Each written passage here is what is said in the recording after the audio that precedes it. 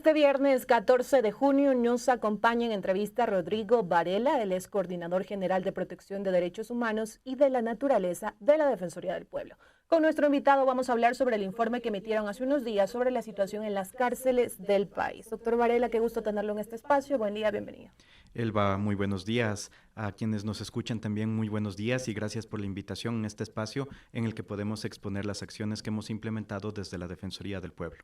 Así es, vamos a conversar durante los siguientes minutos y en días pasados la Defensoría del Pueblo se pronunció ante lo que señalaban reiteradas alertas y denuncias de tortura y malos tratos en los centros de privación de libertad. Aquí se alertó sobre el incremento de fallecidos en las cárceles, se hablaba de muertes por causas naturales y en otros casos muertes violentas con indicios de presunta tortura, además del deceso de PPLs con signos de desnutrición. Este informe coincide con denuncias de familiares de varios reos, quienes a través de redes sociales y medios de comunicación hablaban de la violencia e inacción por parte del Estado en los centros de privación. Por favor, que nos cuente un poco más acerca de este informe para que la ciudadanía pueda conocer y escuchar los detalles.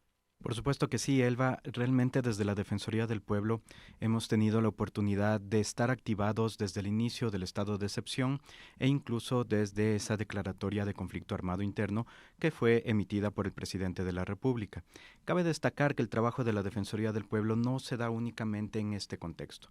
Nosotros tenemos un mandato constitucional y también un mandato establecido por el Subcomité de Prevención de la Tortura en este instrumento internacional que establece la necesidad de que todos los países cuenten con los mecanismos nacionales de prevención de la tortura. Es en ese sentido que la Defensoría del Pueblo vigila, monitorea constantemente los centros de privación de libertad. En ese sentido, nosotros hemos realizado alrededor de 82 visitas in situ en los centros de privación de libertad desde el estado de excepción a través de nuestras delegaciones provinciales y también a través del Mecanismo Nacional de Prevención de la Tortura. Incluso una de las visitas realicé en compañía del Mecanismo Nacional de Prevención de la Tortura y de la Delegación de Azuay en el Centro de Privación de Libertad de Turi. Cabe destacar que ya hemos levantado alguna información que está plasmada en los distintos pronunciamientos que ha realizado la Defensoría del Pueblo. Es la misión de la Defensoría del Pueblo y también por mandato expreso que nos ha dado nuestra máxima autoridad de recibir las denuncias de las personas privadas de libertad, también de los familiares de las personas privadas de la libertad, el monitoreo constante que hacemos de los medios de comunicación e incluso alertas de organizaciones no gubernamentales que también nos han puesto en conocimiento de estas situaciones. Esto nos ha llevado a que incluso tengamos que remitir información de presuntos malos tratos, de presunta tortura o de presunta ejecución extrajudicial hacia la Fiscalía. La Fiscalía es el ente encargado de investigar para determinar quiénes han sido los responsables de la comisión de estos presuntos delitos y efectivamente después que se garantice la tutela judicial efectiva. Ese es el mecanismo que nosotros tenemos como para aportar en esta tutela judicial efectiva. En efecto, desde la Defensoría del Pueblo se emitió el pronunciamiento en el cual se señaló que hay una cantidad de 24 personas privadas de libertad que han fallecido dentro de estos centros de privación de libertad. Aquí hay que destacar alguna cuestión. Si bien en la información que ellos nos han dado es alrededor de 11 personas que habrían fallecido por muertes violentas, existe otro dato en relación a causas naturales de otras personas y de otras que no se conocería cuáles son las causas. Sin embargo, todas las muertes que ocurren dentro de los centros de privación de libertad por los instrumentos internacionales, entre esos el Protocolo de Minnesota, tienen que ser investigados e inmediatamente puestos en conocimiento de la autoridad que es la Fiscalía para realizar las investigaciones. ¿Esto qué quiere decir? Que el SNAI tiene que cumplir con lo establecido en el Protocolo de Minnesota y remitir a Fiscalía esta información con los datos de las personas que han fallecido en estas condiciones. Nosotros en nuestra labor de monitoreo solicitamos esta información al SNAI y ellos nos han reportado esta cantidad de 24. Fuera está la persona que en el mes de mayo tuvimos la noticia de que había fallecido probablemente por causas de la falta de alimentación. Pero esa situación sí tiene que investigarlo Fiscalía y lo hemos trasladado a esa entidad. Y estos 24 fallecidos que usted ha mencionado, también que nos indique cuál es el periodo de lapso de tiempo en donde se registró esto.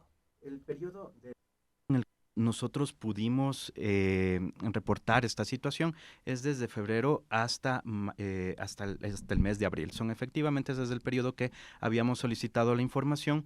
Esto cabe destacar que es información que la solicitamos al SNAI. Esa es la información oficial. Ustedes emitieron el informe con la información del SNAI. Exactamente, porque esa es la labor que nosotros tenemos. Si bien recibimos las alertas de la sociedad civil, nuestra labor es que creemos en ese testimonio de la sociedad civil, de las organizaciones sociales, de los familiares, de las personas privadas de la libertad. Sin embargo, tenemos que remitir esto a las autoridades competentes para contrastar en primer lugar esa información y para que estas autoridades actúen de acuerdo a las obligaciones internacionales por los compromisos que tiene el Estado ecuatoriano en el sistema de Naciones Unidas o en el mismo sistema interamericano. Señor Varela, y usted ha hecho mención frente a estas denuncias que ustedes como Defensoría del Pueblo reciben y ha señalado que en este caso pues le prestan atención a estas denuncias que también vienen de ciertas organizaciones, familiares y demás. Y hay que conocer, estas denuncias que ustedes han recibido en su mayoría, ¿por qué son? Por presunta tortura, también por el tema de que en las cárceles se terminó este contrato con esta empresa que brindaba el servicio alimentario y también fue precisamente lo que hizo que detonaran estas alertas por parte de familiares. Efectivamente, nosotros tenemos algunas fuentes para recibir esta información. La una es la denuncia de los familiares de las personas privadas de libertad. También de las visitas, nosotros recibimos los testimonios de las personas privadas de libertad, de las ONGs que también a veces tienen esta información y esto lo trasladamos a las entidades. Respecto a la falta de alimentación, es una cuestión muy importante que nosotros la hemos venido alertando a lo largo de los años en que tenemos vigente este Mecanismo Nacional de Prevención de la Tortura. Esto es alrededor del año 2012, en donde detectamos que no hay una calidad de la alimentación.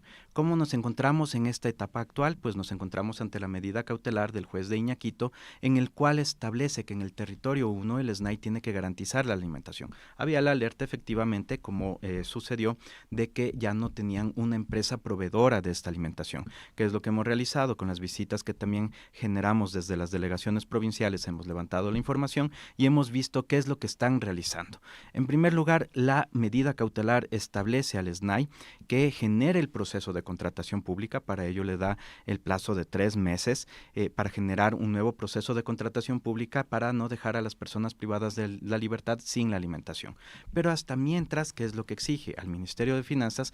Que dé la partida presupuestaria necesaria para garantizar este derecho. Y al SNAI, que de acuerdo como lo mencionó en la audiencia, porque esto se desprende del dictamen judicial, ellos generen las acciones, sea de cooperación por parte de otras personas, recibiendo donaciones para garantizar la alimentación, que es lo que hemos podido ver, que en algunos de los casos se les está dando una sola alimentación basada exclusivamente en carbohidratos, lo cual no cumple con estos requisitos necesarios sobre los cuales ya nos habíamos pronunciado antes, e incluso que existe una política pública que fue aprobada hace algunos años, que también fue observada, o mejor dicho, esta política pública surgió por las observaciones que se dio desde la Comisión Interamericana de Derechos Humanos, con la información que incluso aportó la Defensoría del Pueblo a través de su mecanismo de prevención de la tortura sobre la situación en los centros de privación de libertad. Y ahí se estableció la necesidad de generar medidas para garantizar una alimentación que sea adecuada. Sin embargo, vemos que hasta la fecha eso no se ha logrado.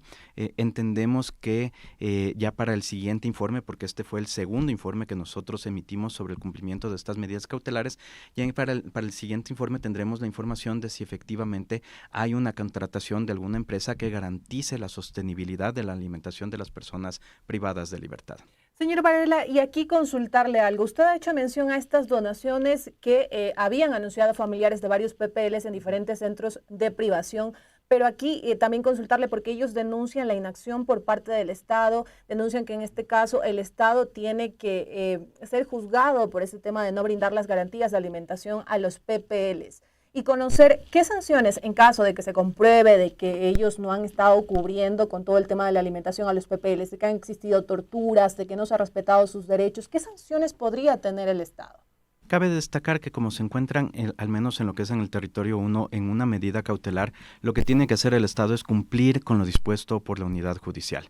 En este sentido, claro, el juez no entra a debatir sobre el fondo de si se pronuncia sobre una vulneración efectiva del derecho, en este caso a la alimentación, sino únicamente que se adopten todas esas acciones que detengan esa vulneración o que impidan que se llegue a ese estado de vulneración. Sin embargo, si es que estas obligaciones no son cumplidas, el juez puede determinar un incumplimiento de su medida cautelar e incluso pasar a transformarse en una acción de protección donde determine medidas de reparación integral en el caso de que llegue a determinar que hay una vulneración de derechos. Esto es muy importante porque, claro, finalmente lo que ocurre en esta medida cautelar puede replicarse a nivel nacional y, sobre todo, el Estado ecuatoriano tiene que dar una respuesta a los órganos internacionales que anteriormente ya habían observado algunas situaciones. Por ejemplo, el mismo Comité de Prevención de la Tortura o el Comité de Derechos Humanos al año 2016 se habían alertado sobre las muertes de las personas privadas de la libertad en los centros de privación de libertad.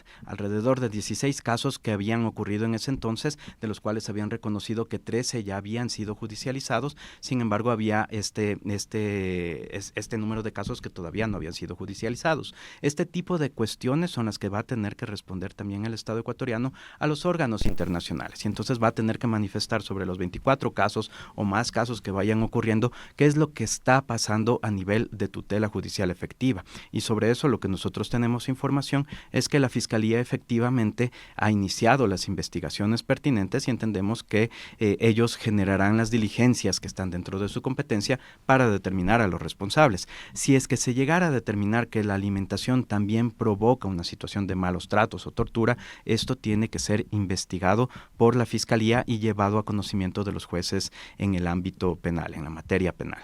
Seguimos en entrevista para los medios comunitarios de Corape con Rodrigo Varela. Como les mencionamos, él es coordinador general de protección de derechos humanos y de la naturaleza de la Defensoría del Pueblo. Y también consultarle frente a estas alertas y denuncias que usted señala que han recibido, conocer de qué parte del país, en este caso, es de donde más salen estas alertas que la Defensoría del Pueblo también ha recibido. Bueno, nosotros recibimos las alertas a nivel nacional, como tenemos las 24 delegaciones, oficinas en cada una de las provincias, las recibimos de esa manera. Cabe destacar que al menos en Planta Central, de lo que recuerdo que nosotros recibimos, han sido familiares de Cotopaxi, del Centro de Privación de Cotopaxi, quienes nos han manifestado información respecto a la situación de sus familiares dentro de los centros de privación de libertad. También organizaciones no gubernamentales en la provincia del Guayas han levantado información que ha sido muy importante para que nosotros podamos trasladar a Fiscalía y que efectivamente continúen las acciones pertinentes. Debemos mencionar, dentro de las visitas, cuando nosotros realizamos las visitas, levantamos los testimonios, levantamos también la situación en la que ellos se encuentran, si es que reciben alimentación, qué tipo de alimentación, si es que han recibido malos tratos o posibles torturas que hayan sido cometidas, también las reportamos, las documentamos y las enviamos hacia Fiscalía General del Estado. ¿Continúan con estas visitas en los centros de privación? Las visitas se continúan realizando no solamente por lo que ha dispuesto el juez de Iñaquito, sino porque es la parte de las acciones que tenemos como competencia y que debemos mantenerlos. Cabe destacar que cuando ocurrió el estado de excepción, fuimos la única institución que hemos visitado en ese momento los centros de privación de libertad. Ahí tenemos que destacar un detalle. Antes de la situación del conflicto armado interno, las cárceles eran más bien como una suerte de control desde el crimen organizado. Esto lo manifestó el señor defensor en la comparecencia en Asamblea Nacional, donde indicó qué es lo que ocurría en años anteriores. Para que nuestro personal ingrese al centro de privación de libertad, necesitaba la autorización de un coronel, que no era un coronel de las Fuerzas Armadas, tampoco de la Policía Nacional, tampoco del SNAI, sino un coronel que pertenecía al crimen organizado, que estaba recluido en el centro de privación de libertad y era quien autorizaba el ingreso. Actualmente, desde que está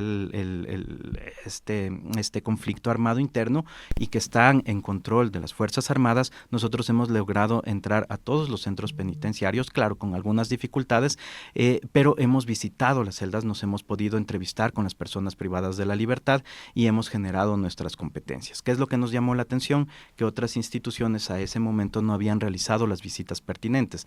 No sabemos si había por cuestiones de problemas de seguridad que les habían manifestado o por otras otras cuestiones que les impedían. Recibimos información, por ejemplo, de que a defensores públicos no les dejaban ingresar, igual a defensores privados no les dejaban ingresar a entrevistarse. Fue una de las cuestiones que nosotros informamos y exhortamos en los documentos que emitimos después de las visitas, incluso durante la visita, exhortando que se garantice las visitas de los defensores públicos, de que los jueces de garantías penitenciarias también realicen las visitas que están establecidas en el Código Orgánico Integral Penal. Conocemos que en la actualidad hay algunos jueces de garantías penitenciarias que ya están realizando esas visitas y están generando estas acciones que permiten sobre todo observar cómo está la situación del sistema de rehabilitación, porque tienen que activarse todos esos ejes de la rehabilitación social, que incluye no solo la alimentación, sino también el acceso a medicamentos, el acceso al tratamiento de salud, el acceso a la educación, el acceso a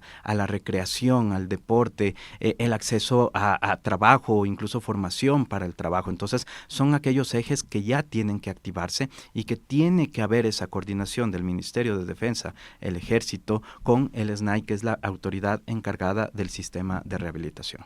Doctor Varela, y en este caso, antes de culminar esta entrevista, también algún dato adicional, porque hemos visto que usted está revisando algunos datos, también que nos comparta frente a esta situación que se vive en las cárceles del país, antes ya de despedirnos. Quería compartir, es un dato específico sobre las muertes de personas privadas de libertad.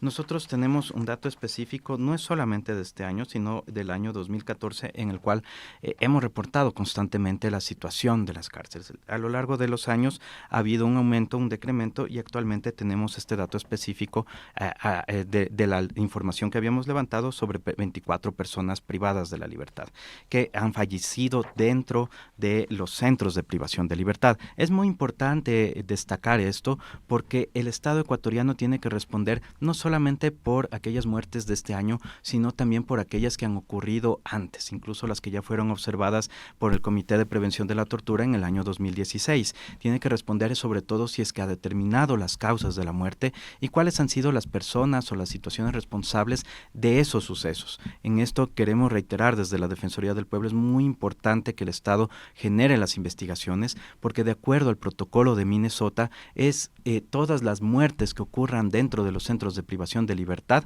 son responsabilidad del Estado y el Estado tiene que investigar esas situaciones. Entonces, no es únicamente dar un dato de muertes naturales o de que se desconoce la causa de la muerte, sino que efectivamente hay que conocer cuáles fueron las razones de esas, exactamente las respuestas a sus familiares y las causas que efectivamente ocurrieron esto. Lo otro es en relación a la política del sistema de rehabilitación social. Es necesario que el directorio del organismo técnico empiece a reunirse.